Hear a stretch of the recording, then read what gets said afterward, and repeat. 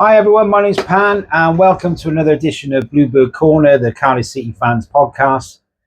Just to let you know, if you do subscribe for free in July, we're giving away another £250 gift card, which you can use at a number of pubs and restaurants in South Wales. We did it for the launch in June and it was really successful. We've had over 11,000 views in just over 3 weeks, which is fantastic. So thanks for your support. So as I said, it's free to subscribe and you'll be in that draw at the end of July. Thank you to our sponsors again, Top Tier Cleaning. So if you've been watching the Tuesday podcast, you may know that we'll be doing a look back at a season. We start with the 1980-81 season. That was the year I first went down as a 10-year-old. And we're now on the 84-85 season. So how these work is we just give you a summary of what happened this season before. We then go through the players that City signed, bringing some photos up, which may bring back some memories. And then we talk about the season. We look at goal scorers, and we also look at tendencies and how he was a top goal scorer for the end of the season. So we'll start with the signings. Obviously, Jimmy Goodfellow was the manager. We didn't have any money, as usual at City. So we're looking sort of the free transfers. And we'll look at the players that came in either the start of 84 or going into the 85 part of the season. So first you've got goalkeeper Lee Smelt. He was signed from Halifax on a free. He played 37 games for City. Later went on to work for the police and was also academy coach of Charlton. Then you've got Welsh goalkeeper David Felgate. He was born in Blaen and Festiniog. He only made 4 appearances for City. He's now age 65. He actually played for 17 football clubs in total, and he was previously a coach at Chester. Then you've got Mike Ford, the left back we signed from Oxford. He's age 59, born in Bristol. He was well regarded by City fans, played over 50 games for the City, and I think he's Evesham United manager now. Then you've got Jake King, the Glasgow right back, now age 70. We got him from Wrexham on a free. Older fans like myself might remember him scoring for Wrexham in the 4-3 win over Porto, that famous game in the Cup Winners' Cup. And he actually went on to coach later at Telford and then opened a restaurant in Shrewsbury. Then you've got Kevin Summerfield, the midfielder, come forward from Walsall. He played 10 games for City, only scoring 1 goal. And he later went on to be assistant manager at Derby County under Gary Rowett. Then you've got Welsh legendary player Brian Flynn. Brian Flynn, now age 69, born in Port Talbot. He played 32 games for City, signed on a free from Burnley. Former Leeds United player, played 66 games for Wales. One of those games was that famous 1-0 win over Brazil at Ninian Park in the early 80s. Then you've got left back David Grant, born in Sheffield. We signed him from Oxford. He played 25 games for City. He's now age 65 and he finished his career at Boston United. Then you have Vaughan Jones, born in Tonnerefol, the defender we got from Newport County. He only played 11 games for City, now age 65, and was previously coach at Bath FC. Then John Seasman, the Liverpool-born midfielder, signed from Rotherham. He played 12 games for City, scored twice. He's now age 70. Jerry Francis also played for City, signed from Exeter. He only played 7 games. The midfielder, former England international, famous QPR player, later went on to manage Tottenham Hotspur as well, now age 73. Then you've got Kevin Meadcock, born in Bristol, signed from Devisers. He played 25 games for City, scoring 3 goals, now age 61. He moved to Australia in the early 90s. Then you've got another forward, Paul McLaughlin, age 62 now. We signed him as a free agent. He played in New Zealand previously to that. He went on to play for Wolves, and he was at City for a couple of years. Graham Withy, another striker, now age 65, the blonde bombshell we got from Coventry back in 84. He did okay for us. He scored 7 goals in 27 games, played for 16 clubs in total. Dean Saunders, believe it or not, played for City for 3 games on loan from Swansea before being transferred to Brighton. He scored 21 goals for them. And as you probably know, with Dean Saunders, who TalkSport presenter, he had a fantastic career at clubs like Villa and Liverpool. He was the English record transfer to Liverpool for just under 3 million, which is about 9 million in today's money. I think that was a massive missed opportunity for City. If he'd signed for us and played a couple of seasons, I'm sure he would have scored a hatful of goals. Then you've got David Hamilton from South Shields. We signed him from Blackburn on loan as a midfielder. He was okay, but he later went on to coach at Ipswich. And then finally, you've got Mick Martin. Mick Martin was an Irish international. He made over 50 appearances for Ireland. He didn't play that many games. I think it was 7 games for City. And he was more famous really in Newcastle United. He made 147 appearances for them.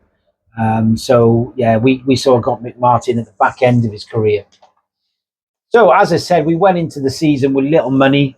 Jimmy Goodfellow was in charge, and there was basically we were in a really bad financial state. Obviously, we had to sell some of our star players from the previous season. And Andy Dibble went to Luton for 125,000. Gary Bennett had 3 excellent seasons at City. Ended up wanted by Len Ashers at Sunderland.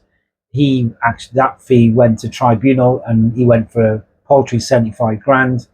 And Gordon Owen, who he signed to replace Dave Bennett as a winger, he only stayed with us for 1 year, and he ended up moving for a set fee of 27,000. We lost 3 players there on the cheap. Combined, those 3 players went for less than $250,000, which is crazy. Should be looking at 5 million plus. But that was a real loss for City. So Jimmy Goodfellow decided to release a couple of strikers as well. Trevor Lee and Martin Goldsmith, left. And there was obviously players brought in at this moment. So I brought them up previously. So Lee Smelt, Vaughan Jones, Kevin Summersfield, John Seasman.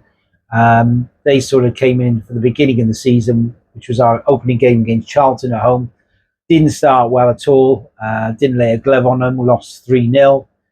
And City then went on to lose their next 2 games before actually beating Leeds United at home 2-1 with Bowden and Dwyer scoring the goals. So by this time, the lack of forwards meant that we actually got Paul Bannon from Bristol Rovers being tried as a striker in the next match, and Jerry Francis makes his debut for City as a free agent. So in the next game, we lose 4-2 at home to Brighton. Some desperate reshuffling in the team. Vaughan Jones, believe it or not, fails to turn up. Lee Smelt's unable to play. So Mel Rees, the young Welsh keeper at 17, he made his debut. And in the home game to Blackburn Rovers, which City lose 2-1, Phil Dwyer actually passes Tom Farquharson's league appearance record for City, a feat that the club, for whatever reason, chose totally to sort of ignore or acknowledge, which was absolutely ridiculous, really. And on September the 27th, Jimmy Goodfellow is sacked as team man. Jimmy Goodfellow, more of a coach, and ex-City player Alan Durbin is appointed. Now, by this time, you're talking October the 6th comes around, there's been no further wins. A 2-1 defeat at home to Pompey puts City bottom of the table. I mean, the highest they've been up to that point was 18th. The next win comes on 14th of October when Nigel Vaughan scores 2 goals in a 2-1 win against Notts County. So at this point, Alan Durbin decides to he brought in Taki Micallef back to City, who's a free agent, and he paid 15,000 fee for Brian Flynn. After a draw and a win at Ninian Park against Oldham and Carlisle, respectively, sort of the club were looking on the up. And Durbin brings in another player in Mick Martin, the former Irish international, who, like Jerry Francis, makes a few appearances as a free agent. And in December, Durbin decides to make mass changes. By now, Bannon, Seasman and Francis have all left. New incoming players are David Felgate on loan, Jake King, Kevin Meadcock, Paul McLaughlin, Mike Ford, and Graham Withy. Now, Graham Withy actually did command a fee as well. He came in at £20,000. I think I actually mentioned earlier that Flinney came in on a free, but he was actually 15,000. So King's a free agent. Another win. We don't actually there isn't another win until February 2nd when Middlesbrough are beaten 2-1, but we're still bottom of the table. And City win against Oldham and draw home to Wolverhampton Wanderers before losing to Grimsby 6-3. City are completely unable to build on this result, though, losing 4-1. I should say that. City then actually beat Charlton 4-1, which is a fantastic result away from home. But they're not able to build on that result, and we lose 2-0 at home to Fulham, followed by an embarrassing bad performance in losing 4-1 at home to Notts County. Some of the play draws a lot of boos and derision, and 6 players, Smelt, Vaughan Jones, Colin Smith, Seaman, Grant, are shown the door over a period of a few weeks. The 6th to be asked to leave, sadly, was the legendary Phil Dwyer. Phil at this point had a lot of injuries. So City's record appearance holder and a Bluebird since Jimmy Schooler days left the club. So for the rest of the season, Alan Durban had to rely on the usual free transfers, loans and trialists. A notable name appears for a few games, as I said, is Dean Saunders. David Hamilton's loan from Blackburn. And there's a brief flurry of results and a revival at the end of the season. We actually, in the last 6 games, we won our next 3 on the trot against Carlisle, Barnsley and Huddersfield. But, we were still needing, at that point, we were 20th out of 22. So, we were getting a bit more excited, the City fans. But unfortunately, we went on to lose our next 3 games, including Birmingham City, and losing 3-0 at home to Crystal Palace. So City ended the season sadly being relegated. As I said, it was the norm in the 80s, no money to play with, selling our best players. But finishing 21st out of 22nd, the Wolverhampton Wanderers were bottom. And if we'd won sort of 2 of our last 3 games, we would have actually beat the drop, and Borough would have gone down. But, as I said, there was little money. There were so many changes made. We ended up averaging about, I think it was just over 4,000-ish, as I recall. I mean, the 2 previous seasons of that, we'd averaged 7,000. Nigel Vaughan was our top goal scorer with 15 goals. Withy came in with 6. So without Nigel Vaughan, I don't know if it could have been any worse, but surely bottom of the table without question. And we only had 9 wins throughout the season, 42 games. So it was one of our worst seasons in terms of wins on record. So yeah, real disappointing. As you can see from that league table, 21st.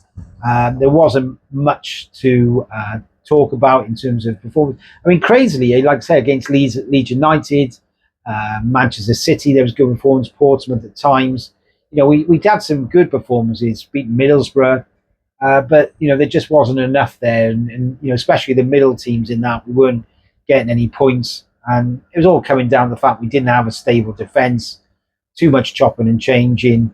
Obviously when you sort of looking at different players, I mean, Alan Durban wasn't really liked by the City fans at all, especially after Len Ashurst.